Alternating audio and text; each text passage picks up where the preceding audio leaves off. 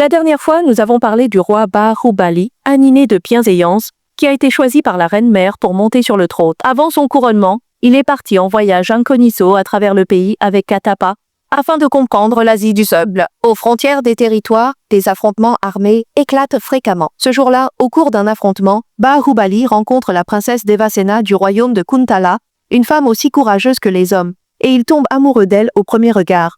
Bahubali joue les idiots pour approcher Devasena sous prétexte d'apprendre les arts martiaux, mais Devasena quarterre dans son jeu, et peu à peu, elle est séduite par Bahubali et tombe amoureuse de lui. Lui a des sentiments, elle aussi.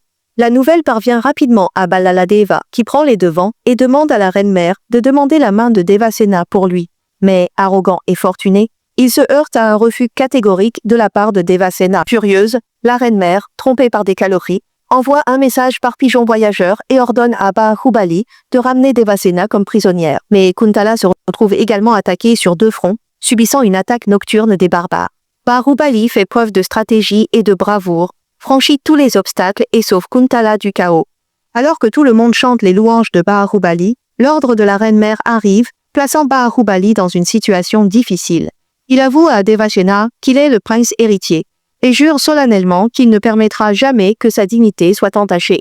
Devasena suit Bahubali de retour au royaume de Bahishmati, présente ses excuses à la reine-mère pour ses skinenshi, mais refuse d'épouser Ballaladeva.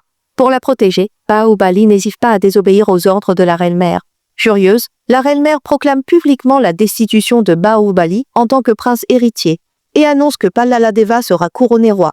Lors de la somptueuse cérémonie de couronnement, le peuple refuse de reconnaître l'autorité de Ballaladeva et scande le nom de Bahubali, faisant résonner leur voix à travers montagnes et mers.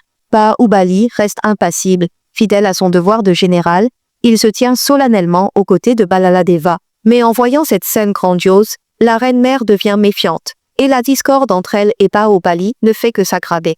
Peu après, Devasena tombe enceinte. Ballaladeva en profite pour pousser Bahubali à transférer le pouvoir royal à son fidèle Seth, ce que Bahubali fait sans la moindre hésitation. Devasena ne supporte plus que les eunuques soient au pouvoir. En public, elle ordonne fermement à Bahubali de reprendre le trône, laissant tout le monde stupéfait. Le nouveau Seth profite de sa position pour servir ses intérêts personnels et s'en prend à des femmes respectables. Devasena, rapide et déterminée, tranche la main lubrique de Seth et se retrouve traduite en justice.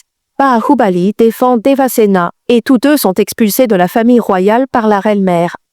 Par le peuple, le couple reste fidèle à ses principes.